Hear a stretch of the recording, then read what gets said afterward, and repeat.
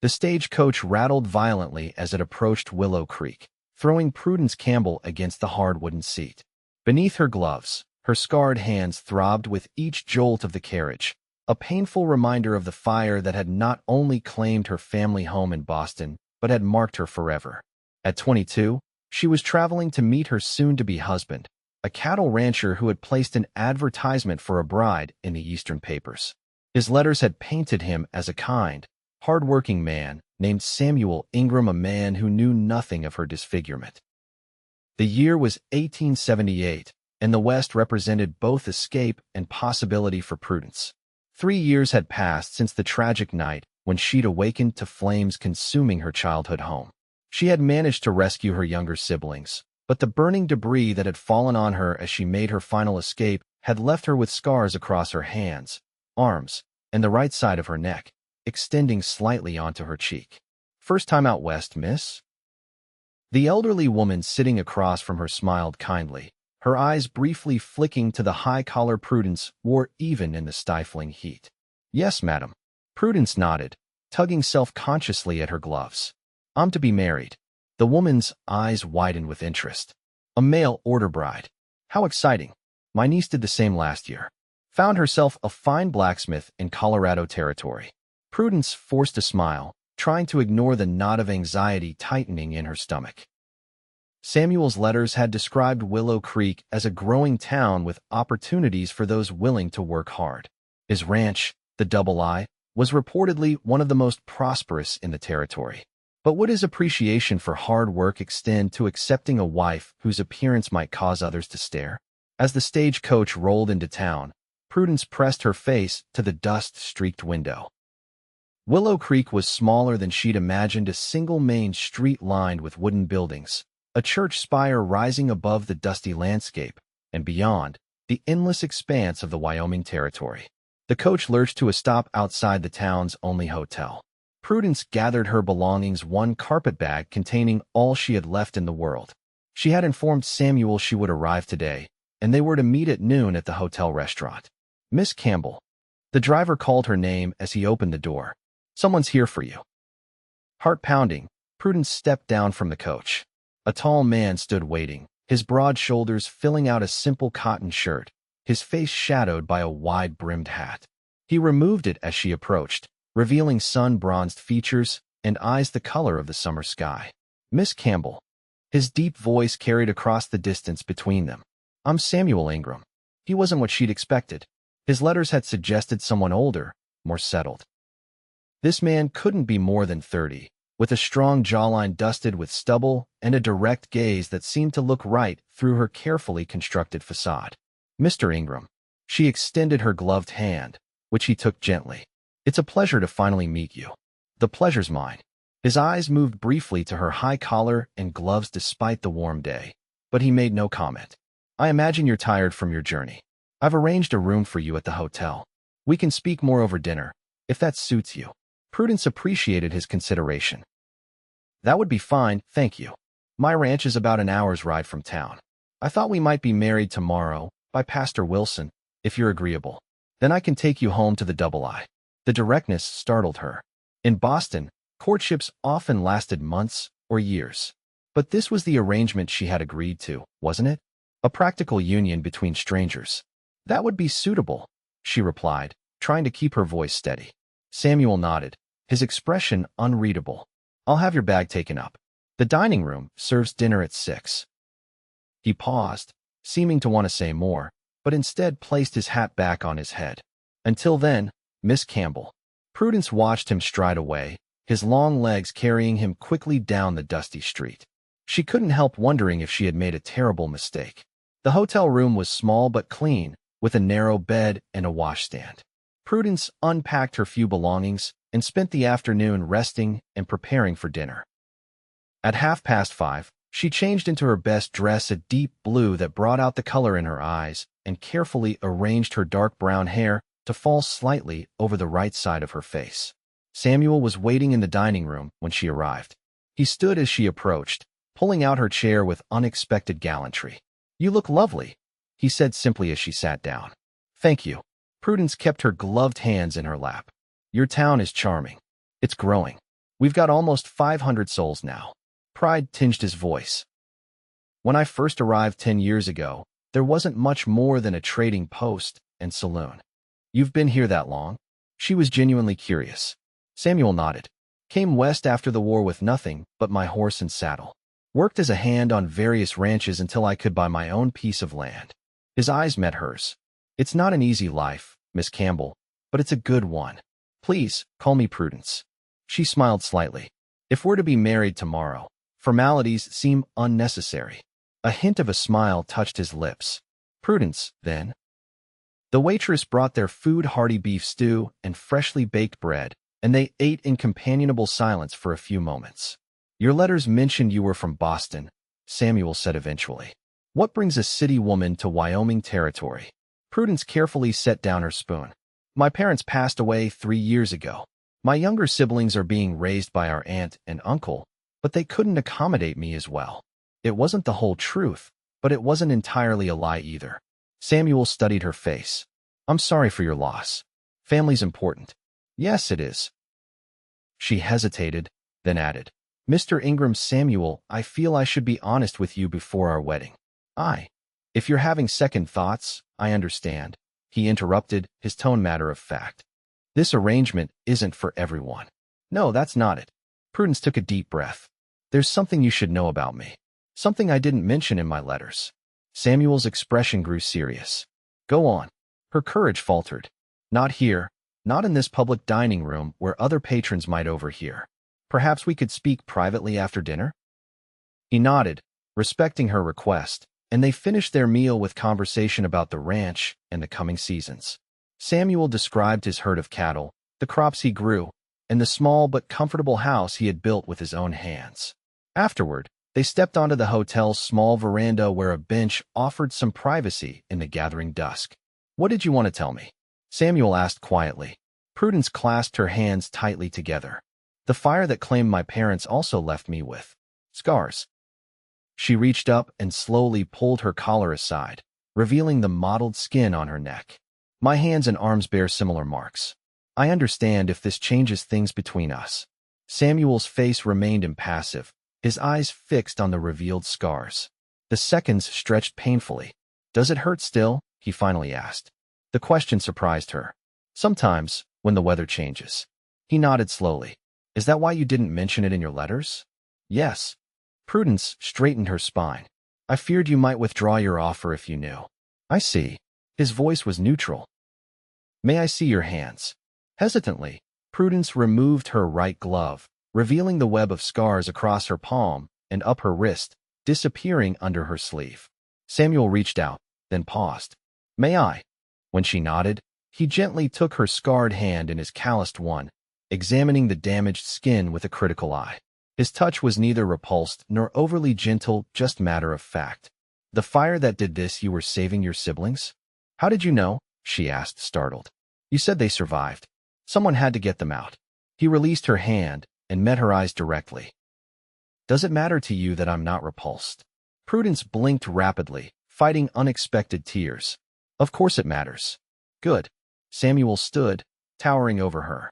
Because I didn't advertise for a perfect woman, Prudence. I advertised for a partner willing to face the challenges of life out here. He extended his hand. The offer still stands, if you want it. Relief washed over her. I do. Samuel's expression softened. Then I'll see you at the church tomorrow at 10. Pastor Wilson will be waiting. He hesitated, then added, I know this isn't the romantic courtship you might have dreamed of, but I promise to be a good husband to you, Prudence. As he turned to leave, Prudence called after him. Samuel? He looked back, eyebrow raised. Thank you. A small smile crossed his face. Get some rest. Tomorrow's a big day. Prudence slept fitfully that night, her mind racing with thoughts of the day to come. By morning, dark circles shadowed her eyes, but her resolve had strengthened. This was her chance for a new beginning. She dressed in her best gown, cream-colored with delicate lace trim, a gift from her aunt before she'd left Boston. It wasn't a traditional wedding dress, but it would have to do. She pinned her hair up, but left a few tendrils to softly frame her face, partially obscuring the scars on her cheek. Samuel was waiting outside the hotel when she emerged, dressed in a clean black suit that looked almost new. His hat was in his hands, his dark hair neatly combed. "You look beautiful," he said simply. "And you look very handsome," she replied, feeling a blush rise to her cheeks. The church was small, with simple wooden pews and stained glass windows that cast colorful patterns across the floor. Pastor Wilson, a kindly older man with silver hair, was waiting for them. "Samuel told me about your situation," he said warmly to Prudence. "I'm happy to perform the ceremony for you both." The wedding was brief, but meaningful. Prudence found herself moved by the traditional vows, promising to love and honor this man she barely knew. When Samuel slipped a simple gold band onto her finger, his hands were steady and sure. "I now pronounce you husband and wife," Pastor Wilson declared. "You may kiss the bride." Samuel hesitated, then leaned forward and placed a chaste kiss on Prudence's lips. It lasted only a moment, but she felt an unexpected flutter in her chest. "Mrs. Ingram," he said quietly, testing the name. Prudence smiled. "Mr. Ingram." They signed the marriage certificate, thanked Pastor Wilson, and stepped out into the bright Wyoming sunshine as husband and wife. "I've got a wagon ready," Samuel said, guiding her down the church steps. "We can stop at the general store for any supplies you might need before heading to the ranch." The reality of her situation suddenly struck Prudence. She was now married to this tall, quiet rancher. She would be living on an isolated homestead, miles from town, with a man who was still essentially a stranger. "Are you all right?" Samuel's voice broke into her thoughts. "Yes, just taking it all in." His expression softened. "It's a lot of change in a short time. We'll take it one step at a time." The general store was bustling with Saturday shoppers. Samuel introduced Prudence to the proprietor, a round-faced man named Arthur Jenkins. "So you're the bride Samuel's been waiting for," Arthur exclaimed, pumping her hand enthusiastically. "The whole town's been curious since he fixed up that house of his. Said he was expecting company, but wouldn't say more." Samuel looked slightly embarrassed. "Prudence might need some things for the house, Arthur. Put it on my account." While Samuel loaded their purchases into the wagon, Prudence noticed a group of women watching her, whispering behind their hands. One of them, a blonde woman in an expensive-looking dress, broke away from the group and approached. "You must be Samuel Ingram's mail-order bride," she said, her smile not reaching her eyes. "I'm Victoria Palmer. My father owns the bank here in Willow Creek." "Pleased to meet you," Prudence replied politely. "I'm Prudence Ingram." Victoria's eyes lingered on the high collar of Prudence's dress. "Samuel's quite a catch around these parts. Handsome, hard-working, and his ranch is turning quite profitable." Her tone suggested surprise that such a man would resort to sending away for a wife. "I'm very fortunate," Prudence said firmly. Victoria's smile tightened. "Indeed. We were all quite surprised when he announced he was getting married. He's always been selective about his company." Before Prudence could respond, Samuel appeared at her side. "Victoria," he acknowledged with a curt nod. "I see you've met my wife." "Just getting acquainted," Victoria replied sweetly. "I was telling Prudence how surprised everyone was by your sudden marriage." Samuel's jaw tightened. "The wagon's loaded, Prudence. We should head out before it gets too late." He placed a protective hand on the small of Prudence's back, guiding her away from Victoria and her still whispering friends. "Don't mind Victoria," he said quietly as he helped Prudence onto the wagon seat. "She's had her eye on the Double I for years." "On the ranch? Or on its owner?" Prudence asked before she could stop herself. Samuel's startled laugh was deep and genuine. "Both, I expect, but neither was ever for sale. The journey to the Double I took just over an hour." As they left town behind, the landscape opened up into rolling grasslands backed by distant mountains. Samuel pointed out landmarks as they traveled a stream where the fishing was good, a stand of trees where wild berries grew in summer, the boundaries of his property marked by a simple wooden fence. "It's beautiful," Prudence said sincerely, taking in the vast openness so different from Boston's crowded streets. "It can be harsh too," Samuel warned. "Winters are long and brutal. Summers bring drought some years, floods others. But there's something about this land that gets into your blood." The ranch house came into view as they crested a small hill, a solid, two-story structure built of logs and timber, with a wide front porch and chimney. Nearby stood a large barn, corrals, and several smaller outbuildings. It's not fancy, Samuel said, sounding almost apologetic, but it's sturdy and warm. It's wonderful, Prudence replied, admiring the careful craftsmanship evident even from a distance. As they pulled up to the house, the front door opened and a stocky, middle-aged man emerged, followed by a younger man who bore a striking resemblance to him. There he is. The married man returns, the older man called jovially. Thought you might have changed your mind. Samuel smiled as he set the brake on the wagon. Prudence, this is Thomas Goodwin and his son Peter. They help me run the ranch. Welcome to the Double I, Mrs. Ingram, Thomas said, tipping his hat respectfully. It'll be nice having a woman's touch around the place again. Again? Prudence questioned as Samuel helped her down from the wagon. A shadow crossed Thomas's face. Samuel's mother passed 5 years back. She helped him establish this place before the consumption took her. I'm sorry, Prudence said, glancing at Samuel's impassive face. It was a long time ago, he replied quietly. Let me show you the house. The interior of the ranch house was surprisingly comfortable, if plain. The main floor consisted of a large kitchen with a cast-iron stove, a dining area with a solid oak table, and a sitting room with a stone fireplace and 2 well-worn armchairs. Bookshelves lined one wall, filled with volumes that suggested Samuel was better read than his frontier surroundings might indicate. The bedrooms are upstairs, Samuel said, leading the way up a wooden staircase.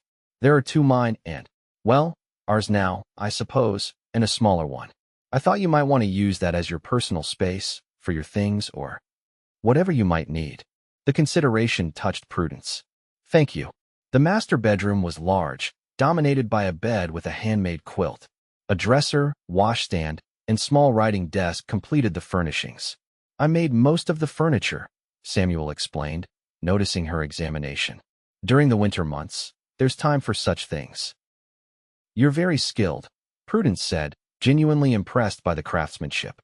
Samuel shrugged off the compliment. I'll bring up your things and give you some time to settle in. Dinner's usually at sundown. Left alone, Prudence sat on the edge of the bed, suddenly overwhelmed by the reality of her new life. In the span of 24 hours, she had arrived in a strange town, married a man she barely knew, and now found herself mistress of a cattle ranch in the Wyoming wilderness. The sound of Samuel's boots on the stairs roused her from her thoughts. He appeared in the doorway, carrying her carpet bag and the packages from the general store. Thank you, she said, rising to take them from him. Their hands brushed during the exchange, and Samuel's eyes dropped to her gloved fingers. You don't have to wear those here, he said quietly. Not for my sake.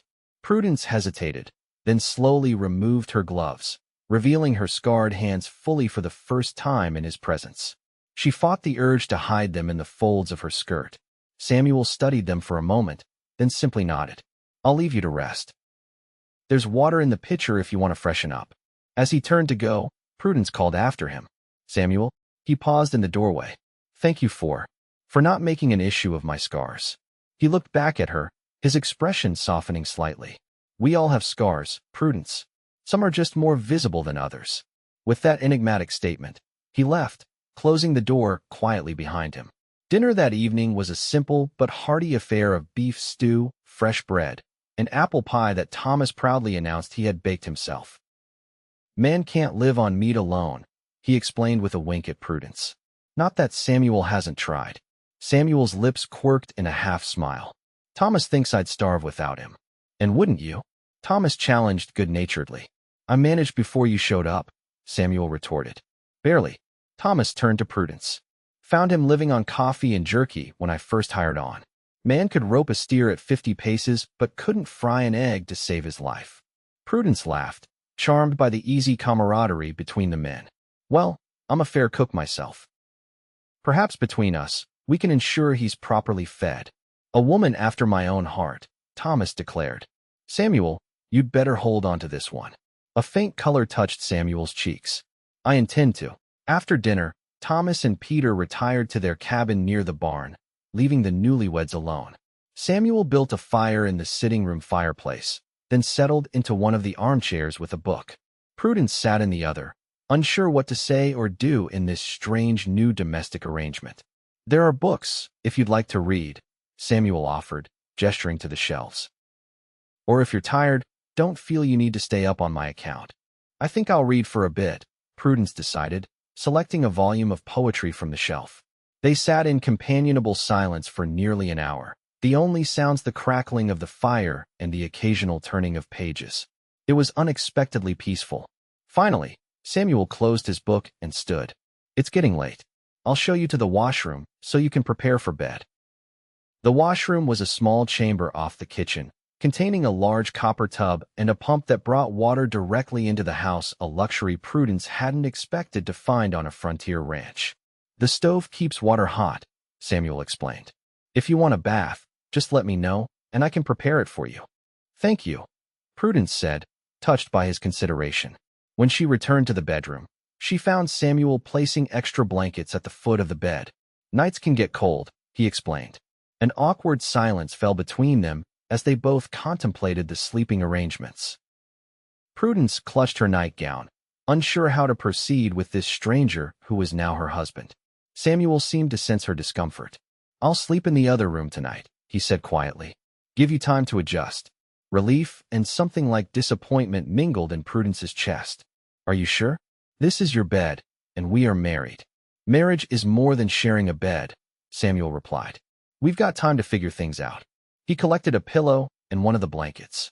Good night, Prudence. Good night, Samuel. As the door closed behind him, Prudence released a breath she hadn't realized she was holding. Whatever she had expected from this arrangement, Samuel Ingram's gentle consideration hadn't been it. She changed into her nightgown and slipped beneath the quilt, wondering what tomorrow would bring in this new life. The days that followed established a routine. Prudence rose early, preparing breakfast for Samuel and the ranch hands. After they headed out to work with the cattle, she spent her time learning the household, organizing the kitchen, taking inventory of supplies, and exploring the surrounding yard and garden. To her surprise, she discovered that Samuel's mother had established a sizable vegetable garden that had fallen into partial neglect. With Thomas's guidance, she set about restoring it, finding unexpected satisfaction in the physical labor and connection to the land.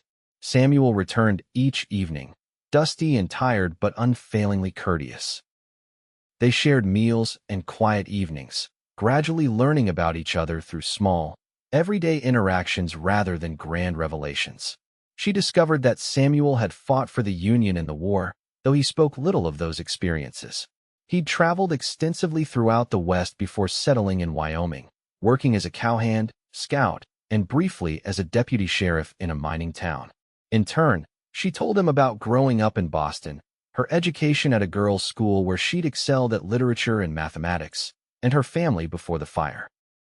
What emerged was a picture of two very different lives that had somehow converged at this remote Wyoming ranch. Despite their growing comfort with each other, Samuel continued to sleep in the spare bedroom. He never pressured her for the physical aspects of marriage, treating her more like a valued companion than a wife in the traditional sense. A week after their wedding, Prudence decided to ride into town with Thomas when he went for supplies.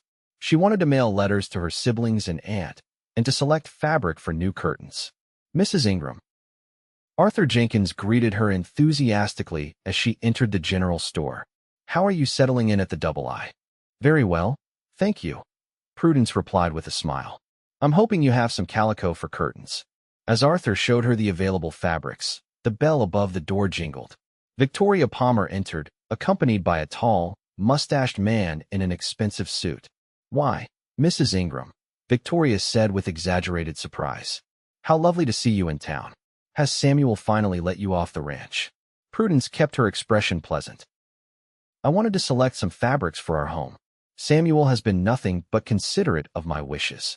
Victoria's companion eyed Prudence with open curiosity. So you're Ingram's mail order bride. I'm Richard Palmer, Victoria's brother. Pleased to meet you, Prudence replied politely. Richard's gaze lingered on her neck, where the edge of a scar was visible above her collar. Interesting that a man like Ingram would send away for a wife.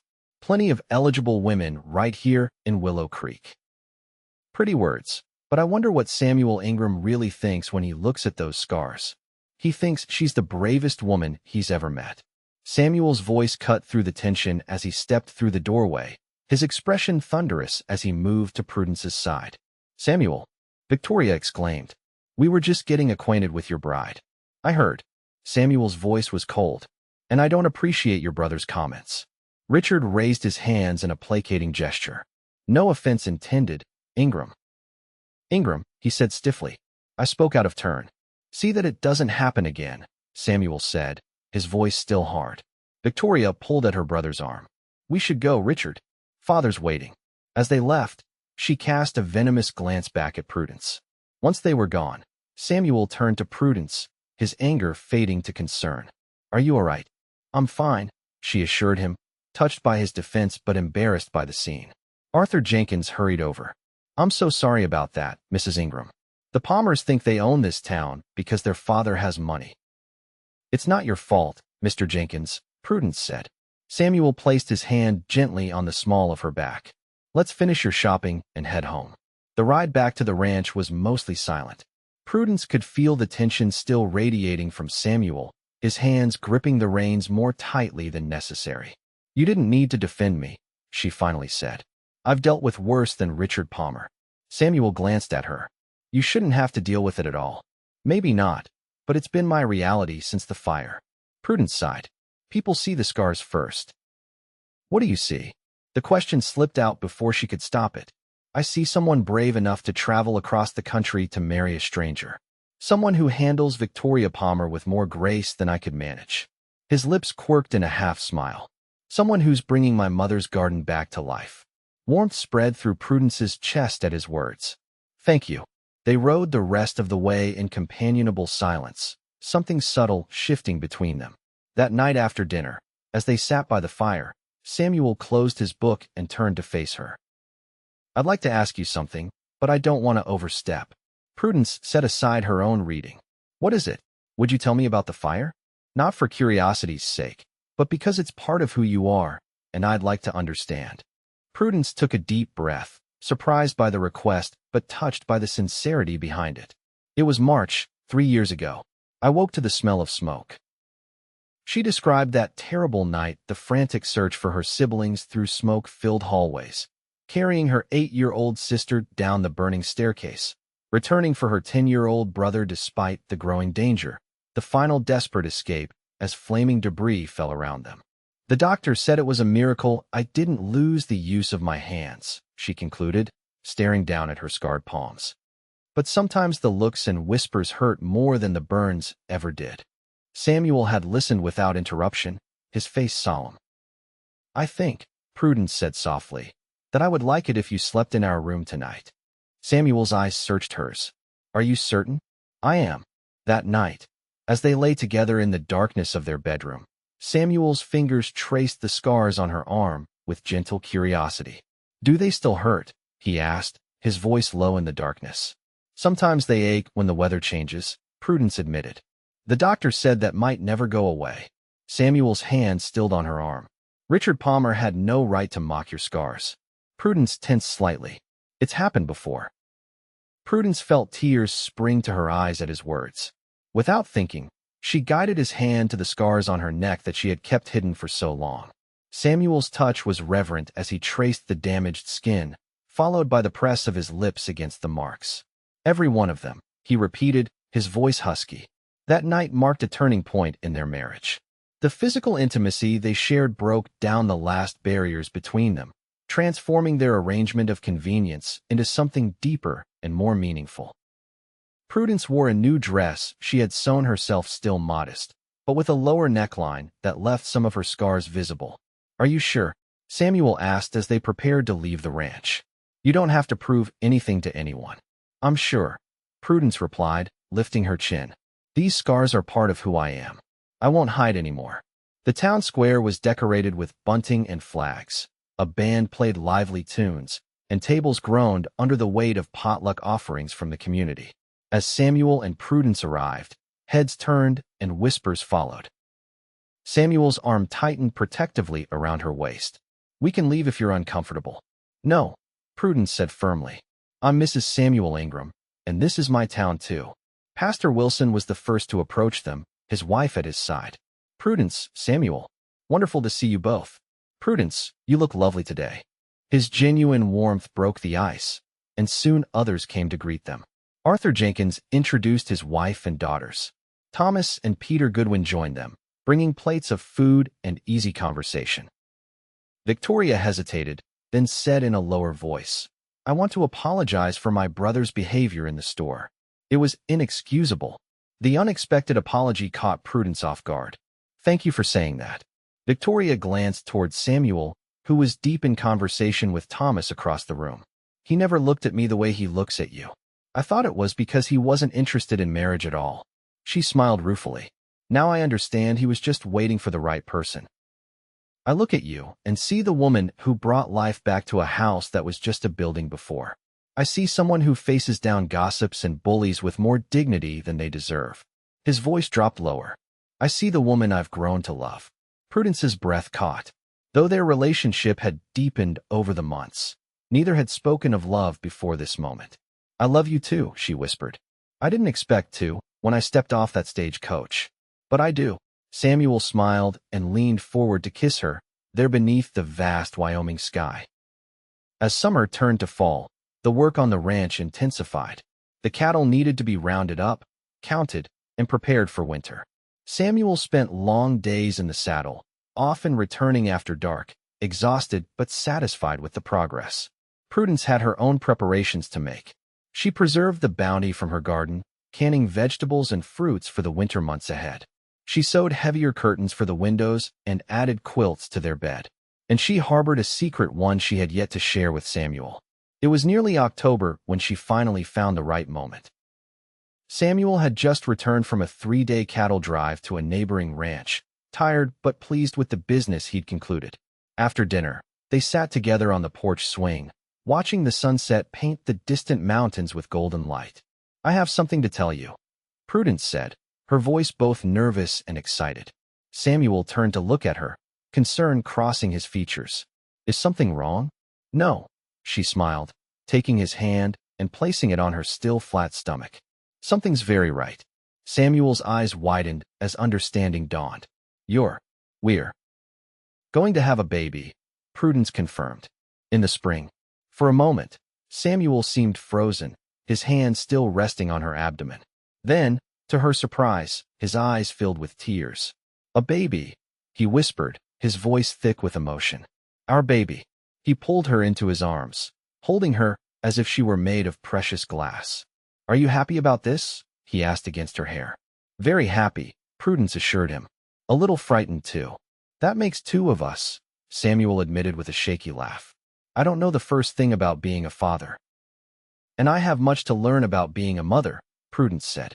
"But we'll learn together." The following months brought new changes to the double I. Samuel threw himself into preparations for the baby's arrival with unexpected enthusiasm. He built a cradle from pine wood, carving intricate designs into its sides. He expanded their bedroom to create a nursery alcove and added a rocking chair by the fireplace. As Prudence's body changed with the growing child, she found herself facing new insecurities about her appearance. The stretching skin pulled at her scars, sometimes painfully, and she worried about how her body would look after childbirth. One evening, as she examined herself in the small mirror in their bedroom, Samuel found her tracing the scars across her expanding belly. "Does it hurt?" he asked, concerned. "Sometimes," she admitted. "The doctor in town says it's normal, that the skin is stretching." She hesitated, then added, "I'll have more scars after the baby comes." Samuel moved behind her, his hands gently cradling her belly. "And I'll love those scars too," he said simply. "Because they'll tell the story of our child's journey into the world." As he had promised that night months ago, he pressed his lips to the scar on her neck, then the ones on her shoulder, working his way down to those on her arms and hands. "Every one of them," he murmured against her skin. Winter came early that year, blanketing the ranch in deep snow by mid-November. The isolation brought challenges, but also a peaceful intimacy to their days. They spent evenings reading aloud to each other, Samuel's deep voice filling their home as he read to both Prudence and their unborn child. Thomas and Peter Goodwin remained at the ranch despite the difficult conditions, keeping the cattle fed and the paths to the barn and well cleared. Thomas took particular delight in Prudence's pregnancy, declaring himself an honorary grandfather and regaling her with stories of his late wife's pregnancies. "That boy's going to be a fine cowhand," he predicted one evening as they sat around the dinner table. "Or girl," Samuel corrected with a smile.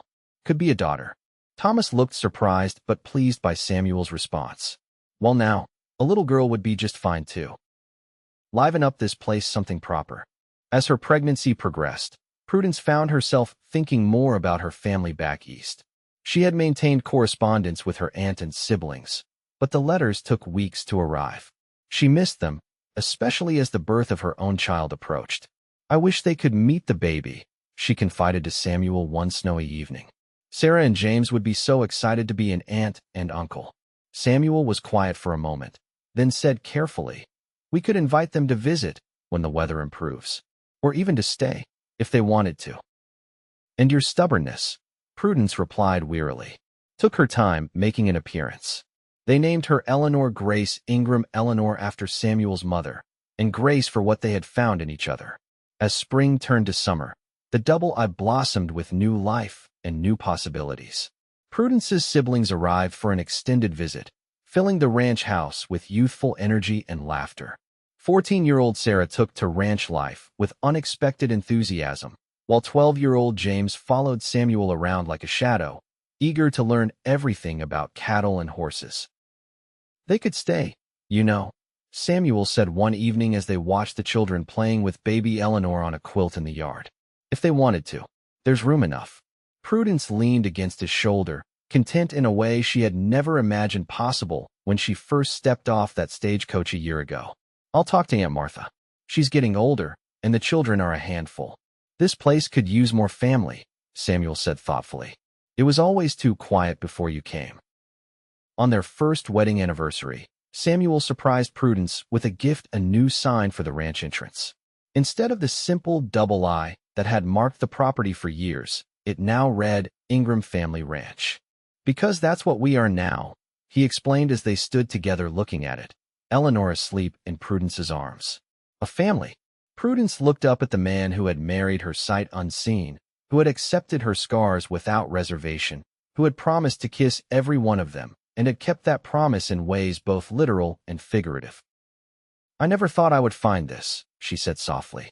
"After the fire, I thought no man would ever look at me and see beyond my scars." Samuel's arm tightened around her shoulders. "I saw you from the first moment, not despite your scars, but with them. They're part of the woman I love. The woman with the very good story," Prudence added with a smile. "The best story," Samuel agreed, leaning down to kiss her beneath the new sign that marked their home and their future together. "And we're still writing it, every day." As they walked back toward the house, where Sarah and James were preparing a special anniversary dinner, Prudence thought about the long journey that had brought her to this place, from the tragedy of the fire to the desperate decision to become a mail-order bride, to finding love with a quiet rancher in the Wyoming wilderness. Her scars would always be part of her, but they no longer defined her. Now they were just one chapter in a much larger story, the story of the Ingram family and the love that had transformed them all. And when Eleanor was old enough to ask about her mother's scars, Prudence would tell her the truth, that sometimes the most beautiful things in life come from the deepest wounds, that courage often leaves marks, and that finding someone who loves even the damaged parts of you is the greatest blessing of all.